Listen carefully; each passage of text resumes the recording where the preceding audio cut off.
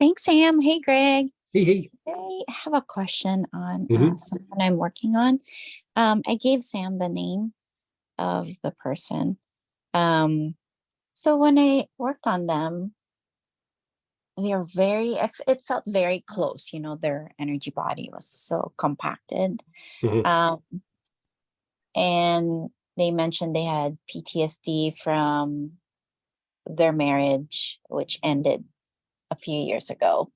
A lot of brain fatigue. They don't feel grounded. Um, and when they sleep, when they wake up, they don't feel rested. Yeah, And a that's lot of the mood brain swings. fatigue and just like, yeah. Yeah, yeah. Okay. So I was hoping you can take a look at their energy body for me. What are you want me to address? You want me to just give you some advice, or is there something Yeah, specific they're trying to and tackle? yes, maybe just to help augment the treatment that I did the first time, and maybe some specific oils and protocols that I can use Okay, just to help unwind things. give me just a second. Okay.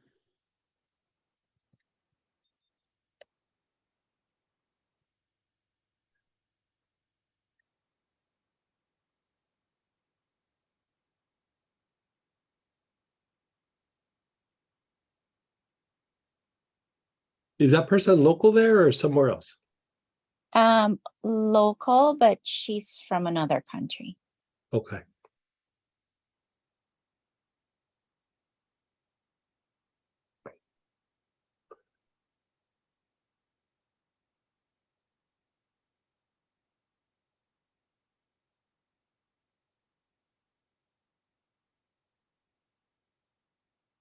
Okay, I would say there's levels, and one is there is a bunch of like trauma. Hmm. And trauma can just be simply shift in perception. It sounds like she's aware of the difficulty in the marriage, but it sounds like life was changing dramatically, and I don't know when the move happened or when she came to the country, but the basic especially is heavily impacted by trauma. And so um oil wise, helichrysum would be very good for that. Okay. um and however, like inhalation, topical, baths, couple drops internal, like she's just going to have to work that for a while, that it's in the basic, like even through the arms and the legs a bit. Okay. I also like the idea of using galbanum in a situation like this, because the galbanum will help to offset some of the pain, even though it might be psychological pain.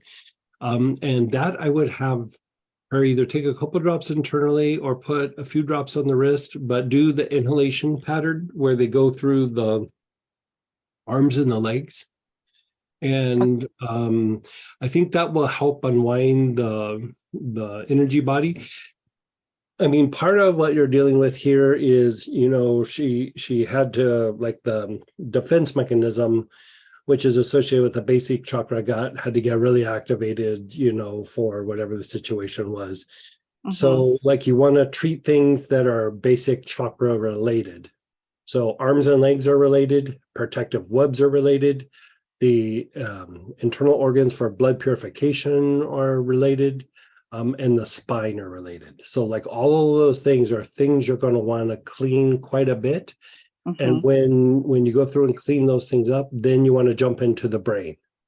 Um, the, Okay. the, the brain, like even if you spend time cleaning up the brain right now, the other things are in such a state that it probably wouldn't have a lasting effect. Like it would feel good, but it would just kind of eventually go back. Where here you want to unwind the conditioning that happened with all of that.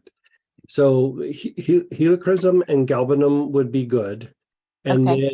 then as that starts to unwind, I would go pretty hard on sage. Like, you would go like normal sage, Dalmatian sage.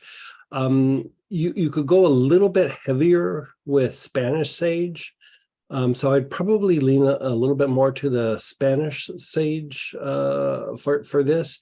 And so this does a lot of things like the sage.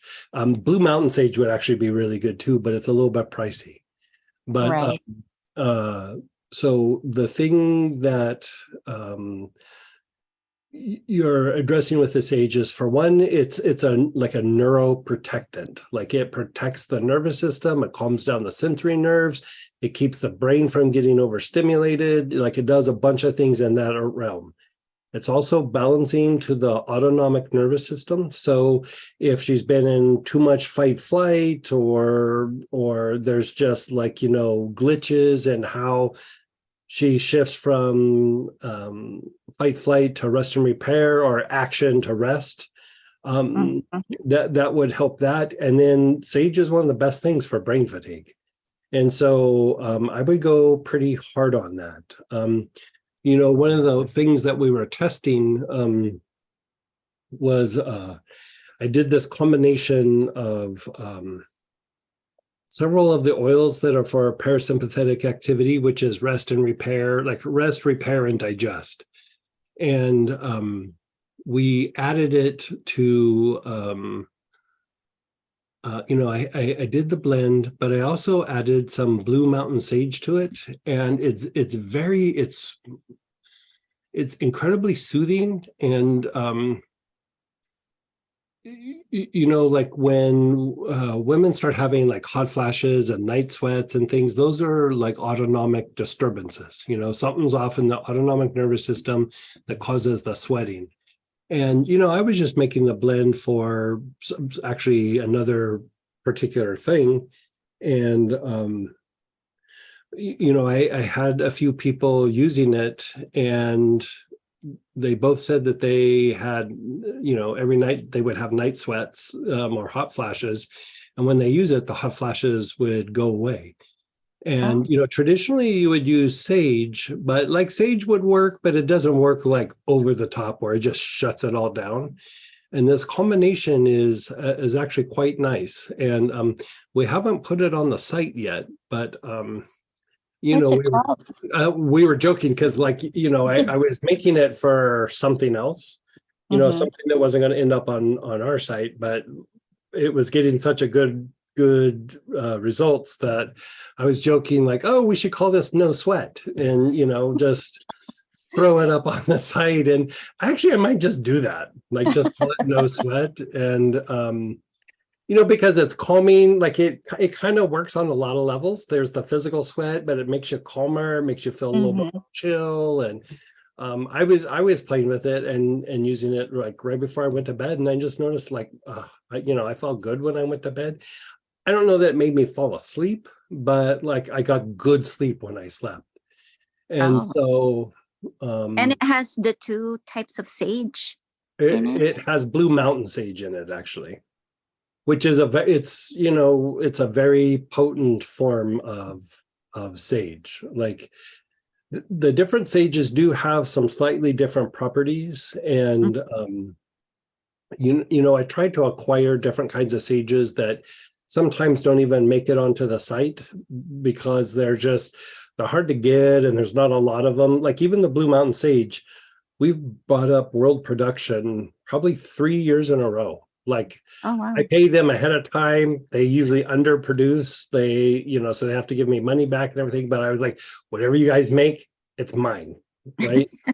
And because they're only producing, like, this year it was like 1.5 kilos or something. Like, and so they're trying to up it, but it's such a good sage that I want it all for us. And so there's a couple other sages that are like that. And so I would say let's start going down just the rabbit hole with the things that either Spanish sage or this blend. Well, let's just call it No Sweat. We'll put it No, up sir. there. I love the name. Yeah. And then if that doesn't work, I have some really like rare fancy sages that we can throw at it that have lower levels of like ketones and things, part of the chemistry, where you can give like massive dosages, like topically. And you could use that in times of brain fatigue. The other thing that I would say, and you So know, that's just topical, right, Greg, and yeah, inhalation? like topical inhalation. I mean, I think the people that were using it were the first night they just inhaled it, and then the second night they put a little bit on their wrist and inhaled it. And even one night in between, they didn't use it and they had sweating again, right? So it was like when they used it, they didn't sweat. And then when they didn't use it, they would go back to the sweating. And so, you know, that is tied to some hormonal shifts in the body. But I would say let's try that first. The other thing that I would throw at this, it's not a normal thing that I would throw, but I think with this person, it would be very, very helpful. Do we know, I'm just curious, is there any sort of circulatory issue? I mean, brain fatigue is a circulatory issue, but does she have like high blood pressure or anything like that? No, she didn't mention that. Okay. Although I she still that I still would put her on Gotu-Kola. And so Gotu-Kola is not something that from me, like just go on Amazon, get some capsules of Gotu-Kola and have her take like 2 or 3 capsules a day.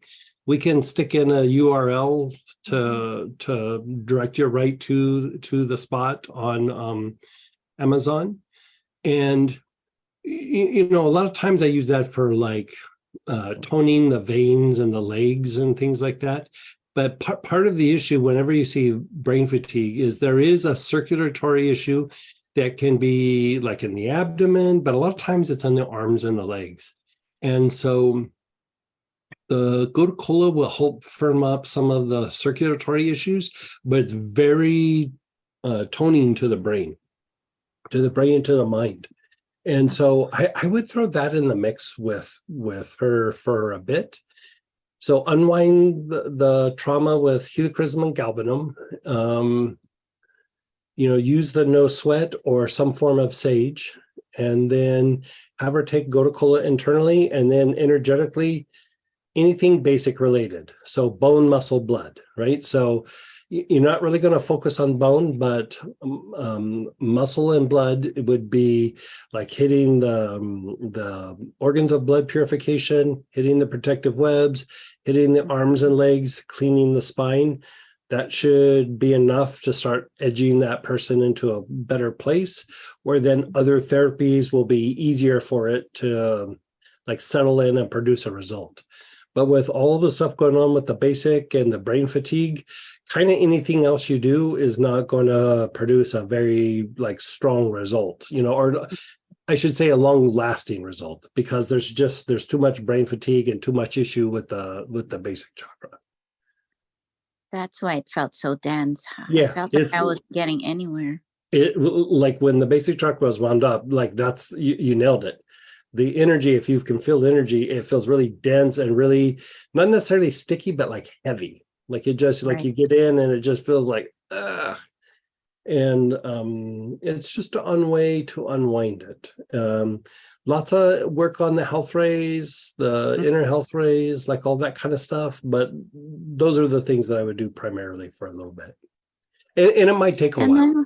Like, you know, definitely at some point do some really deep cord cutting, cord cleansing between her and the husband. And sometimes it resolves itself when you go through and unwind these things, but sometimes there's still like kind of old connections and things that just need to be cleaned up.